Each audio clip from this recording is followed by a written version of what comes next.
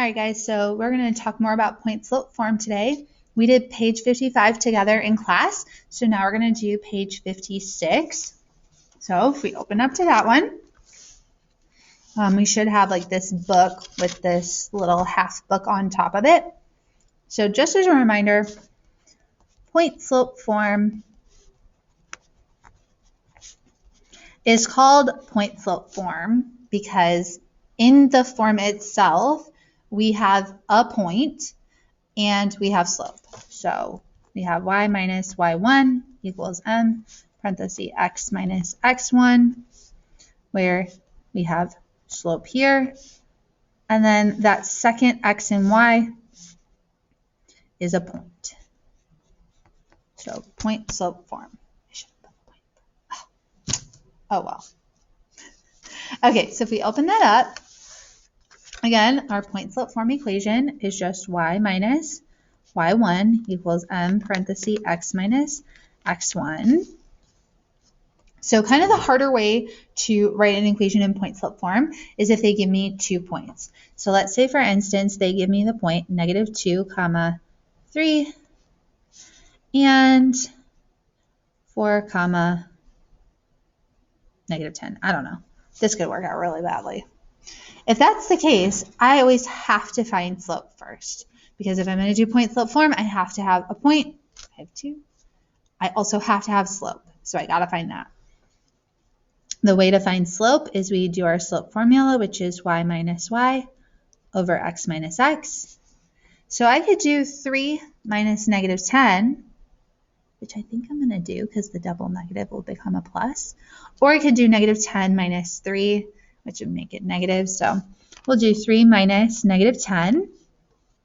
And since I go that way, I have to do the same thing for x. So I have to do -2 minus 4.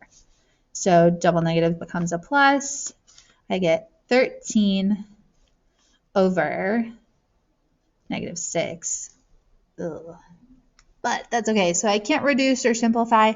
When I want to write my point slope form equation, I need my slope, which I have now, and then I have to pick a point. Now, neither of these are great because they have negatives, but maybe I'll go with the one that has smaller numbers. So we'll do y minus 3 equals -13 over 6 parenthesis x minus -2, so really plus 2. Okay. So that's how we write an equation. The other important thing to know is how to graph. So if I give you something in point slope form, so like y minus 2 equals -3 over 4 parenthesis x plus 1, there are 2 steps. Firstly, I always want to find my starting point, like x comma y. And then secondly, I want to do slope as like rise over run. Okay, so the weird thing about your point, x is with x and y is with y, but they're opposite. So like over here with x, I see a +1, but really it's going to be -1, so -1. And then over here with y, I see a -2, but really it's going to be +2, so +2. And so I go and I plot that point, so -1, 2. My goodness, this graph is garbage. Then I want to do my slope like as rise over run. So here we have -3 over 4. So from this point, because it's -3, I'm going to go down 3, 1, 2, 3, and then forwards 4 because the 4 is not negative. So 1, 2, 3, 4. And we could do it again. So down 1, 2, 3, forward 1, 2, 3, 4, just to get a really nice line, have lots of points to connect. Or back at that starting point, what I could have done is up 3 and then run backwards 4 because then that one's negative. So 1, 2, 3, 4. Any way you go about it, you get this really nice straight line. Cute.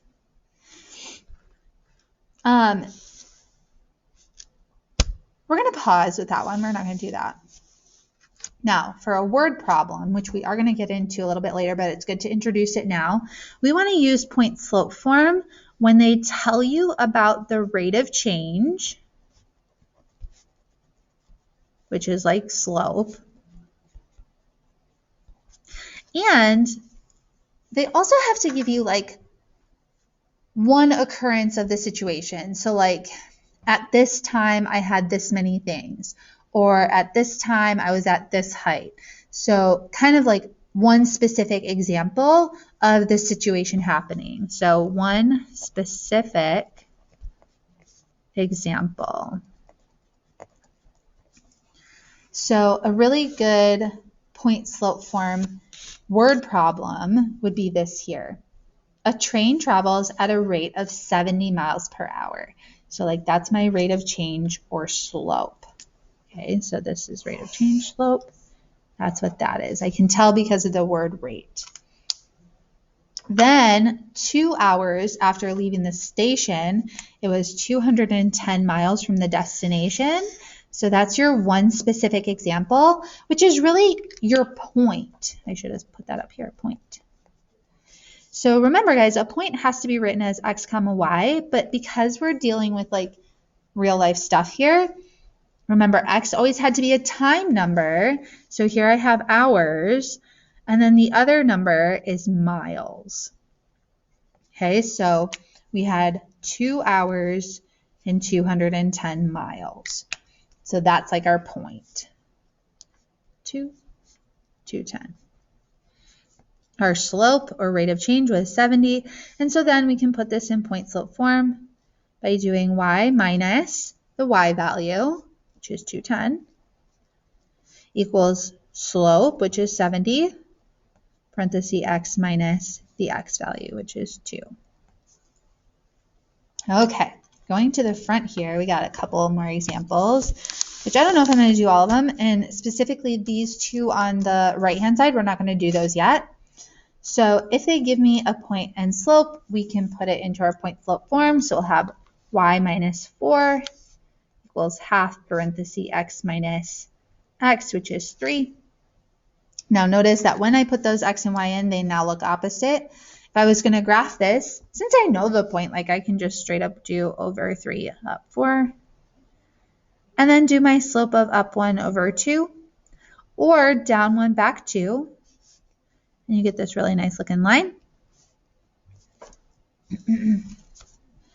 So if they're not so nice to me, and they just give me the equation and I have to go backwards, slope is always in front of parentheses, so -5. And your point, like x is with x and y is with y, but we have to remember they're opposite. So x here isn't -3, it's going to be 3. And then y over here with y isn't going to be -2, it's going to be 2. Okay, so let's try some of those. If we have on this one here that our point is -2 comma 1 and slope is -3, we would have y minus 1 equals -3 parenthesis x minus -2, so really plus 2.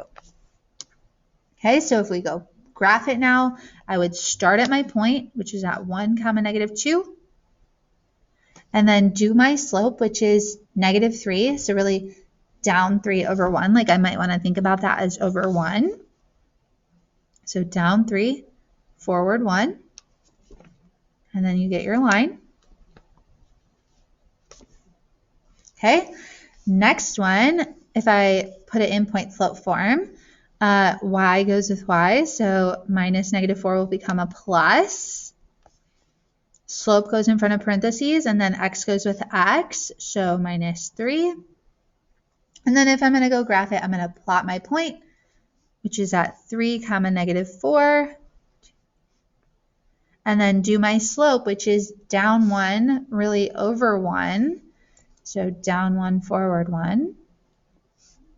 And guys, remember, we can always take a look and make sure our line makes sense. Like this slope is negative, so my line should be going down, which it is. Same with this one. This slope was negative and my line is going down, which it is. If it's not, then I think you accidentally went the wrong way. So last but not least right here, when we do y minus y, we'll have really plus 4. My slope is 1, so I kind of don't need to put that there, but then we'll have x minus x which will actually change it to a +2. So then I plot my point when I'm in a graph. So I'll plot it at -2, comma, -4. And then do my slope like up 1 over 1. We can do it a couple times.